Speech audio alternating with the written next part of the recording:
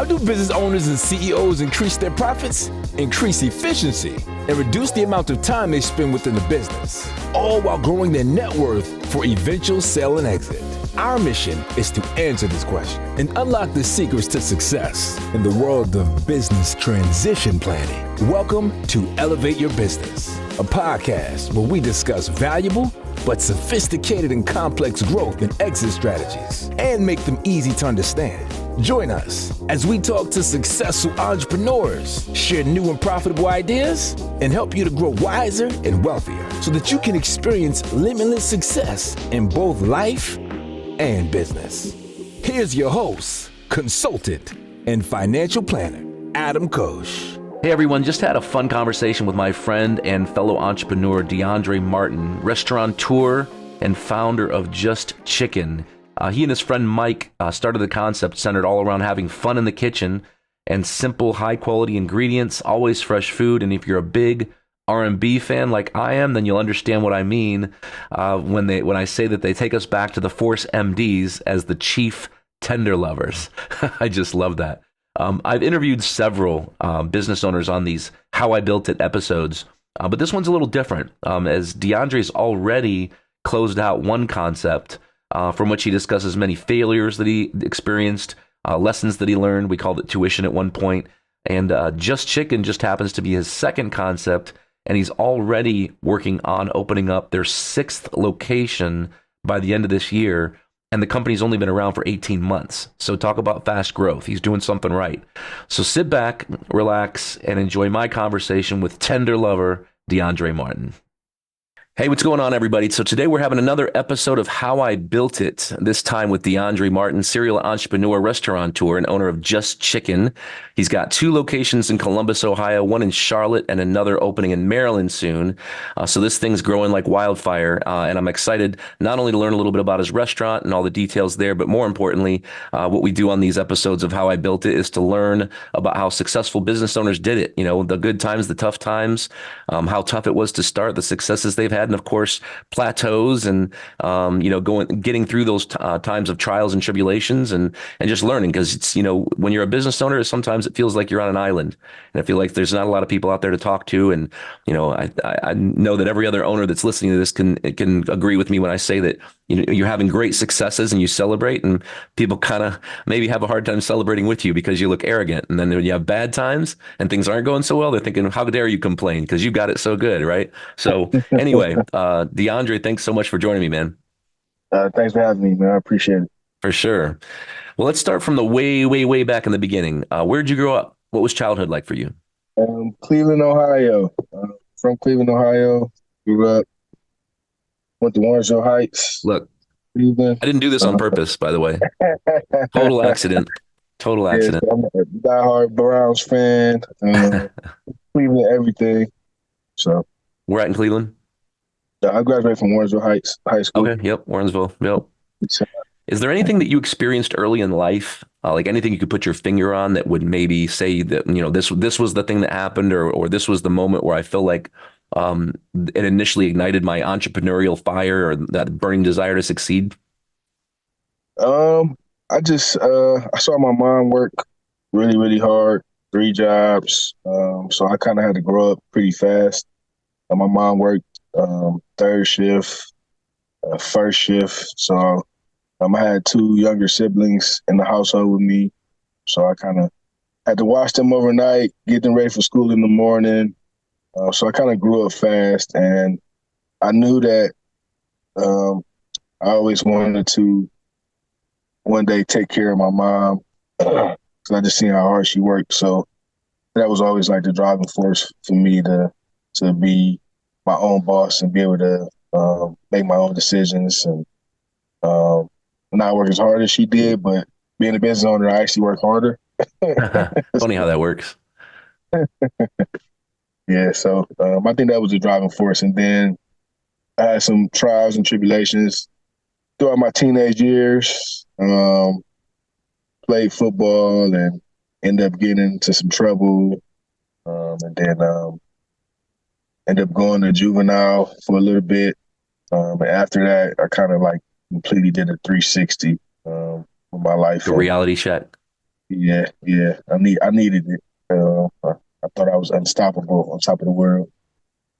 Then from there, went to school, got my real estate license, um, got into the restaurant industry, got married, had kids. So it's just been just uphill from there. Yeah. So basically, that wasn't maybe it wasn't a moment you had early in life. It was more like a an overall experience of seeing how things were with your mom, and then just saying, you know what, I've got to take control, and be in charge of my own destiny. It sounds like. Yeah, for sure, for Yeah. sure. What was your first job? I worked at the Winking Lizard in Ha. Cleveland. Nice. I love their wings. Winking Lizard as a dishwasher, and then Geauga Lake. Geauga Uh, Lake. Oh man, I remember that place. so Geauga Lake and Geauga Lake. SeaWorld back in the Yeah, day. so I was a sweeper. I walked around sweeping trash. What else? What other jobs did you have growing up? Um, I worked at McDonald's for a little bit. Uh, car wash. I feel like everybody in Cleveland worked at a car wash at some point.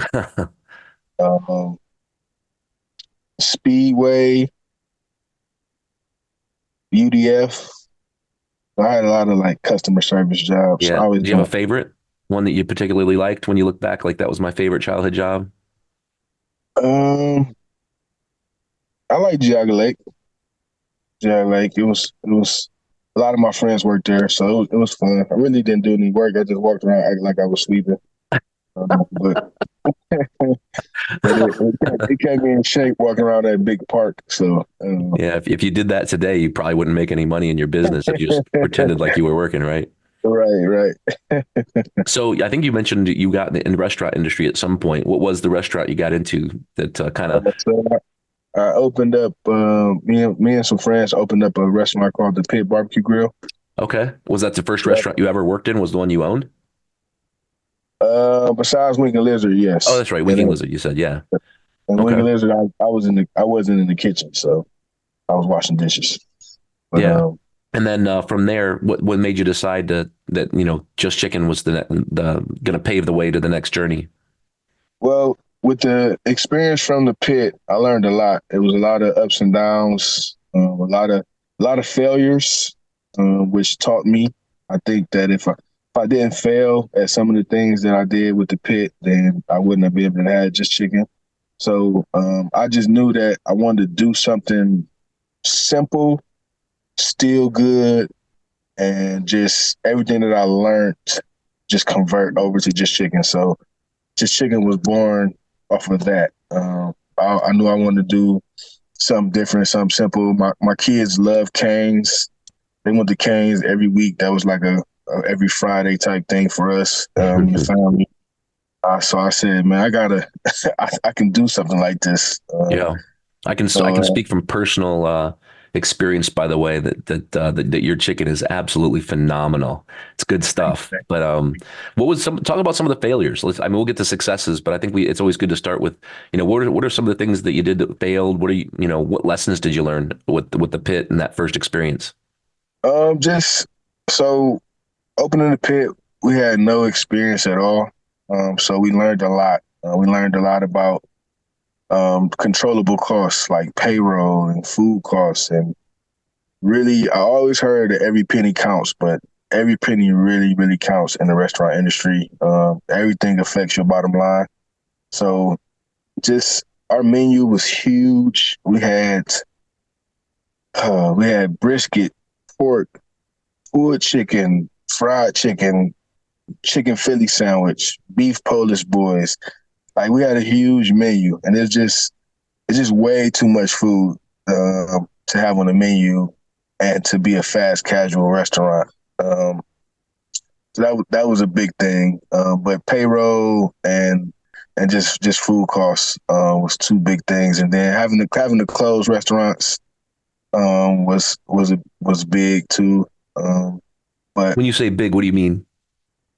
just it was big in just the learning curve. Because you when you first open up a restaurant, you all you think about is the positive stuff, like, oh, we can make $1 million a year in sales, and everybody's gonna love it. Nothing's gonna go wrong. and it's like completely opposite. Like it's always going to be someone who doesn't like something. It's always going to be an issue. Like that's just the way the world is. So it's always going to be a problem. So in the beginning, I think we just we overanalyzed everything with success and we didn't think about the things that could go wrong. Like So risk management. Yeah. so when things start going wrong, then it's like a panic. Like, oh shoot, like um like we didn't expect this. We didn't expect our payroll to be so high. We didn't need all these employees in the kitchen. Like it's a lot of stuff that was learned. So it definitely was like restaurant college for me, my first Yeah. restaurant. It's funny in our business in investment management and trading, whenever you have a bad trade or whenever you lose money, we call that tuition. It was definitely a spicy tuition there for sure. Yeah. Um, When you started both these restaurants, but you can speak to this in any way you want. But what did you just go all in? Did you kind of have a B plan? Something else that kind of helped pay the bills? no, all in. We used our own money, which was it's a gift and a curse. Use your own money, then you're like really cheap on everything. Um, but I'm also glad we didn't have a big, huge loan where we just would have just been buying this silly stuff, like just getting really fancy stuff for no reason. So it's a gift and a curse when you use your own money or you get a loan.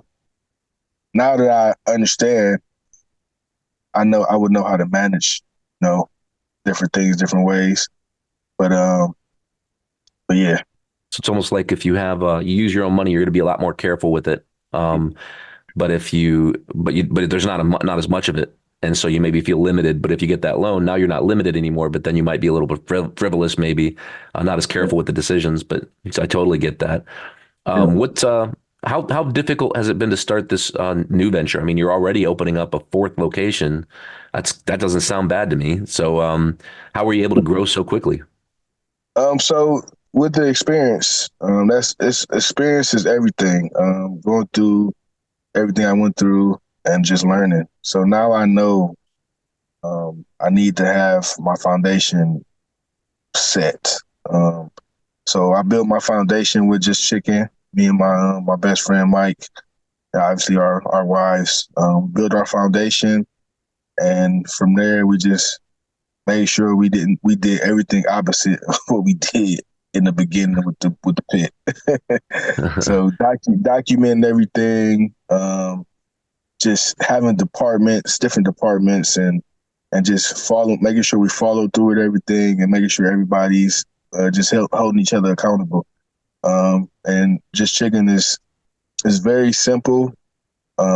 Everything is made from scratch. Everything is fresh.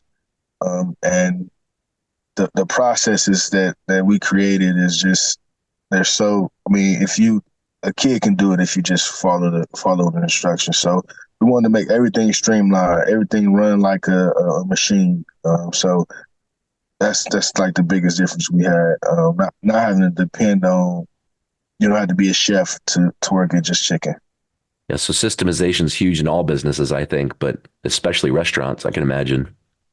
What are some of those startup costs? When you're starting a restaurant, I don't even have a clue. I have a few. I know people. I have friends, clients that own restaurants, but I've never asked that question before. I mean, when I look at a restaurant, as let's just say, you get your lease, you put your security deposit down, which is usually a security deposit first and last month's rent, and I'm just speaking to the people out there that maybe want to start a business someday or start a restaurant. And then I see this empty, gutted building, right? Now you got to fill it up with decorations, chairs, tables.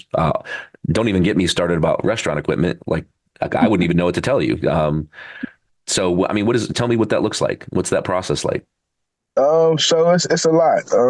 So obviously the legal stuff you got to do first. Filing for LLC, get Yep. registered with the state taxes, workers' comp, that type of thing. Health department. It's a whole lot of tedious stuff at the beginning. And then from there, the lease, it's a big down payment for the leases too. Oh yeah. Gotta have that. Um, then just kind of knowing what you need in your kitchen. The hood is a very, very, very expensive thing for the Really? restaurants. Is it just for Probably the the installation and everything? Yeah, it's probably the most expensive thing you got to do inside the restaurant is getting the hood. And then the equipment obviously is all expensive as well. It just depends on the concept. So with just chicken, we just have fryers and a flat top grill. So we have about 4 fryers at each location and a flat top grill to toast our buns and our bread. But all the little things like add up. All the little spatulas and spoons and just all the cooking equipment that we use, the tubs, containers to store food in, refrigeration, the sinks. You gotta have everything up to code with everything. So it's a big startup cost with that. And then even before you open, you got to train employees, and no money's coming in. So all that money is being spent out of the budget that you have in the beginning. So you probably spending a month worth of payroll on just training before you even open the doors. You're Um, starting a small, casual, fast food restaurant. What's payroll cost with everything all in, you think, per month to bare minimum just to get started per month? it can range from 20,000 a month, 20 to 40,000 a month, depending on Wow. how many people you got. Yeah, I just want people to So, hear that. yeah, It's yep, one of the biggest costs there is people, right? And then of course yeah, there's the whole process of hiring good people and keeping them, right? yep, And yep. So you don't know you anything can about hire that, right? somebody. Yeah, you can hire somebody and train them, and then they could just quit. Yep. So now you lost your whole investment. You got to do it again. So Yep. people don't see that the behind the scenes things like that. So it's a lot. It's a lot to Yeah. go in. It's been especially tough this past few years. Hiring, retention, things like that. So, how many hours you putting in these days? Um, I'm so it's a little different than I used to. I used to be in the restaurant open to close, but you cannot grow like that.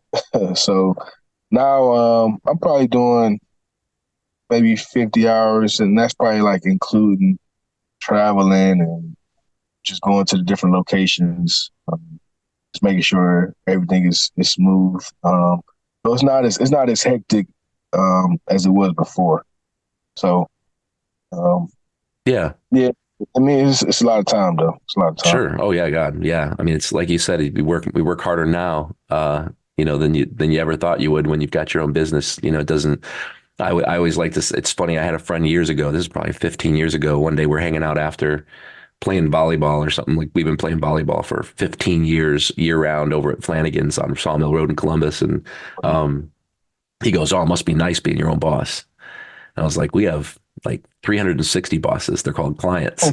We got plenty of bosses, but that's aside from the fact that it's not easy. It's not like you just make money and go home at 2 o'clock every day, right? Yeah, When you're not your own boss, you know you got a guaranteed check coming in. Know what time you're getting off. This entrepreneur is you kind of working as needed, yep. 24/7. It can be a long day, it could be a short day, but you got a lot of people depending on you. So um, you got to make sure everything is done and taken care of to take care of those people. That's a good segue to my next question because you said you started a family. How long ago did you start your family? Me and my wife have been married for it'll be 15 years this year. So we got married when I was 20, and then we had our son when I was 22. So Okay. So yeah, so you started your family pretty early. See, when I started my business, I didn't have any family. It was just me. It was just me and my wife, and that's it. And I feel like I had it easier than most because I didn't have anybody really depending on me. What's it been like?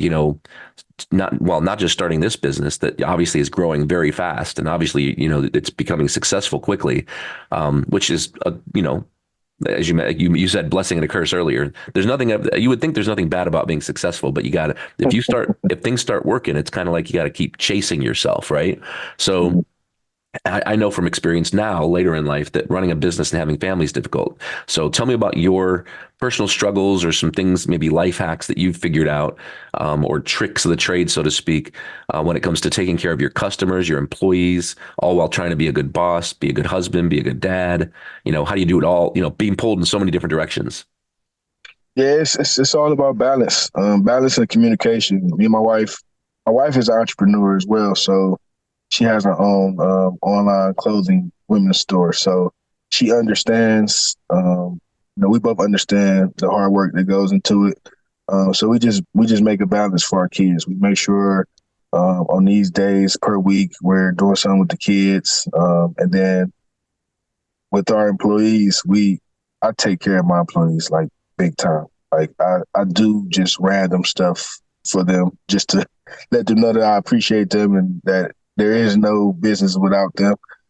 So I do stuff like go get their hair done or go get them pedicures and Oh, no manicures and way. stuff like that. Just to show my appreciation because I mean, they're so important. They're so valuable. So we have employees that have been with us for like 6 years. Even employees that came over from the pit that has been with me since day one. So, um, but it's all about the balance and communication.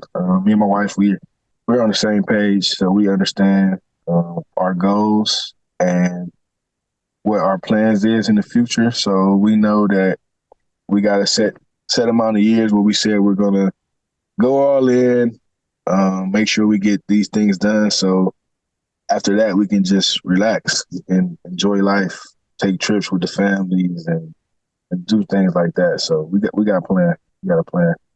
Did you have any mentors or did you have any help in terms of like call it a guide, like an Obi-Wan Kenobi as you're starting this thing to kind of help you out just with Yeah, knowledge? absolutely. David Miller, he is the operations for Cameron Mitchell. Hmm. It's been with Cameron Mitchell for I think 25 years. I've talked to him. It's a couple other people that I've talked to along the way. I think that's been really big. Just talking to people who's in the industry, even if they like don't own a business or they just work in the restaurant industry. I always try to get advice from people who has been there and people that I want to be like. So obviously, in my mind, Cameron Mitchell is the goat of Yeah. Pinnacle. restaurant Yeah. tour. Being able to talk to David is amazing. He always gives me great advice. I can ask him anything. So I mean, it's been good. It's been good to be able to reach out to people like that, and You a talk member to of them. any organizations that are in your industry that have been helpful? Yeah, the Restaurant Association in Columbus has been amazing. They were with me since day one, and they introduced me to a lot of people. They actually introduced me to the Cameron Mitchell group, so that's how I kind of got in that circle. Then there was Michael Simon Restaurants, Operation Sam Lindsay was operation for him. I was able to get a lot of advice from him. But the restaurant association was really big because they have all the connections already in the city, um, and they're also advocates for the restaurant industry. So Yeah, I would think that'd be helpful to get just to network with other people. yeah, and Walter Carpenter was a very big um, mentor for me as well. He worked with Cameron Mitchell for about 15, 20 years, I believe. He ended up opening his own restaurant in Polaris called The Royce. Oh But he yeah, was a yeah. he was a very big inspiration for me. So he was like my mentor before he opened up his own restaurant. So he was really big for me as well. Yeah. Well, I already asked you about the tough times and some of the struggles, but we never talked about some of the successes. So again, I know I've already said a few times that you're growing fast. But when you look over the years, what have been the best parts of running the business? Being able to change people's lives, like for instance, like my employees, like being able to see them go from just being regular workers to being managers now. I have a general manager that's been with me like for about 6, 7 years. She started just as a kitchen cook, and now she's going to different cities, opening up the restaurants for me. Wow. So just seeing stuff like that is just it's very satisfying for me. Also seeing people genuinely love the food, seeing customers come back repeatedly, seeing the comments online about how good the food is and how good the service is. Them type of things like it gets me extra motivated and extra excited. Um, so I think them are the biggest things for me. Just helping other people, being Yeah. a big part of to the community and being able to provide jobs for people because provide jobs for people it helps take care of their families. So I'm really big about that. Yeah. Super fulfilling for sure. Yeah. This is a tough one to unpack, but and think about it for a second if you want. But what would you say you attribute the success you've had so far? When you think back, what would you attribute that success to? Strong foundation. My wife. It's absolutely my wife. She's been my rock. Somebody I can talk to. Someone I can vent to about everything that's going on. Always just that sound voice for me.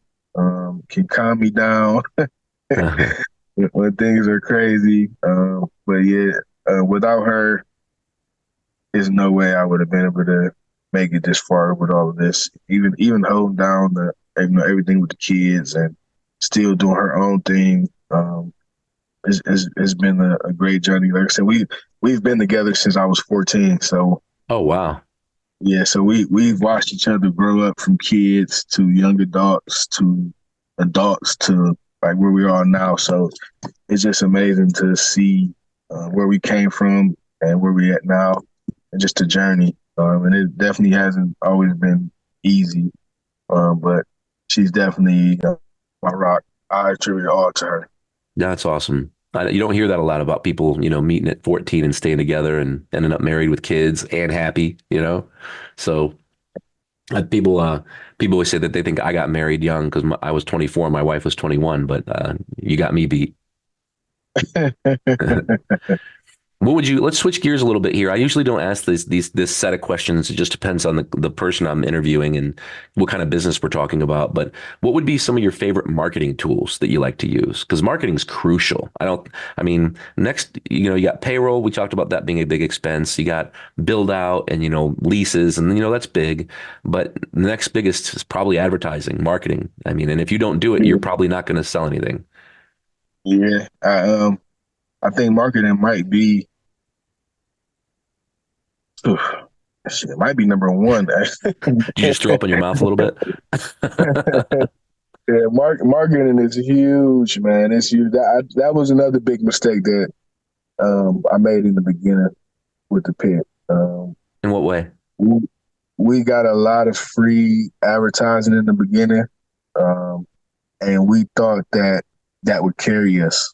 But if you think about it, not thinking it back then, but now that I got another concept and everything, McDonald's, Burger King, all the big restaurants, Chick-fil-A, they all still market and everybody knows about them. So there's no reason why my little restaurant should not be marketing. It just doesn't make any sense. So I didn't have that mindset back then, but yeah, marketing is like the biggest thing. Because McDonald's probably spend millions and millions of dollars a year on marketing, but a 2-year-old kid is gonna know what a Happy Meal is. Like so, that's very, very, very, very important to just continue to keep up with that.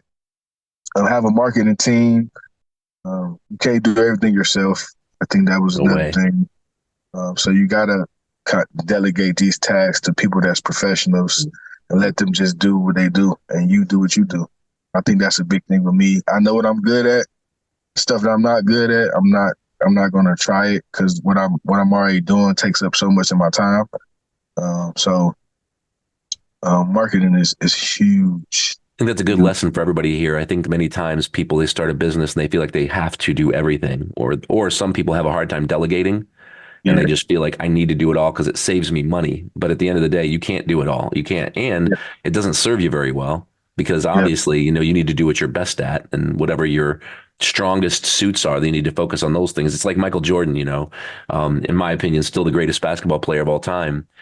He tried baseball, did okay. He played golf. He's a pretty good golfer, I understand. Likes to put some money on the table with his friends and probably wins most of the time.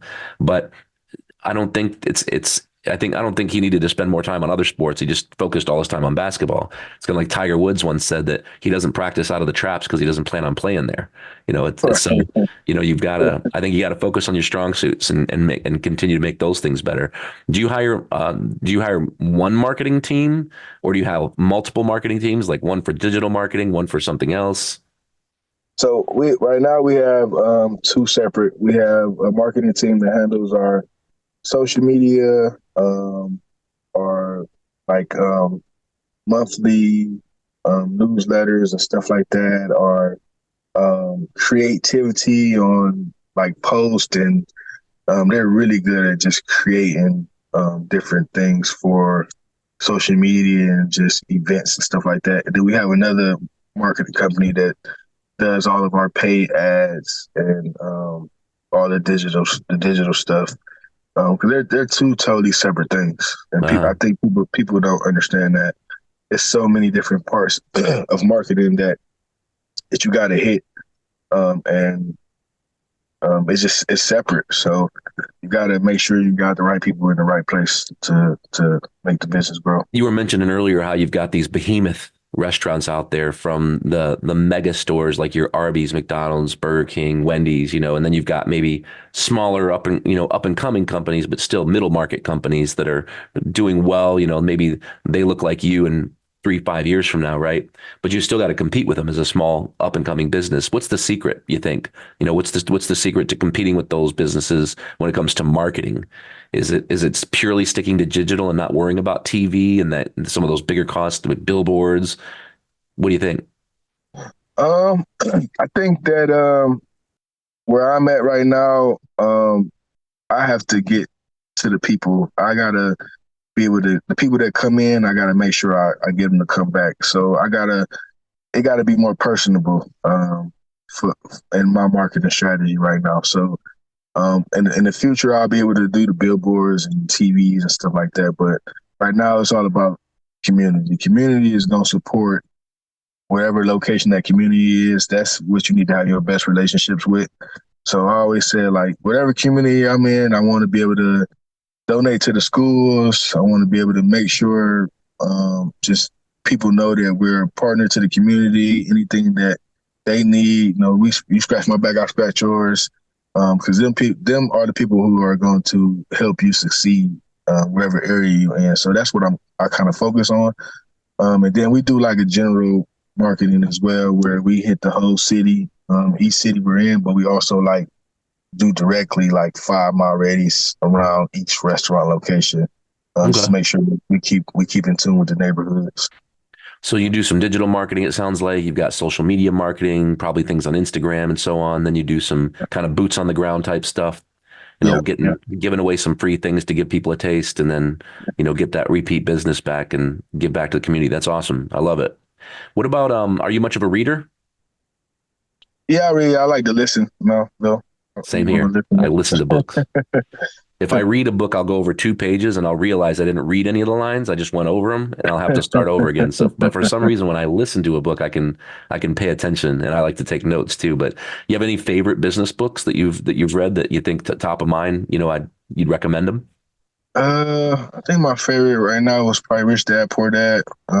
Yeah, I classic. read, yep, I read a few other books. But I'm really like I do like a lot of podcasts and stuff like that. Um, I'm more of a like visual listener, so I do a lot of podcasts and stuff now. Yeah. Let's talk about goals just for a second. Any specific business goals? I mean, you didn't start Just Chicken that long ago. What, 18 months is all? And you got 4 locations opening up here in a second. What is, Yep. what is it going to look like in 3 years, 5 years? What are your goals?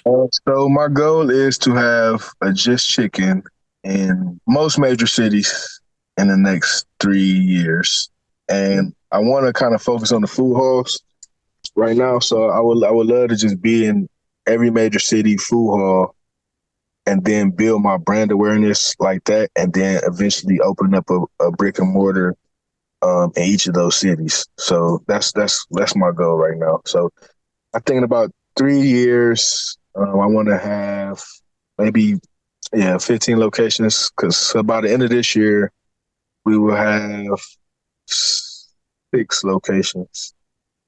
Where are the other two coming? So I want to go to Atlanta. We got the Maryland, Grandview will be opening this Oh, year. Grandview's opening. Nice. Yeah.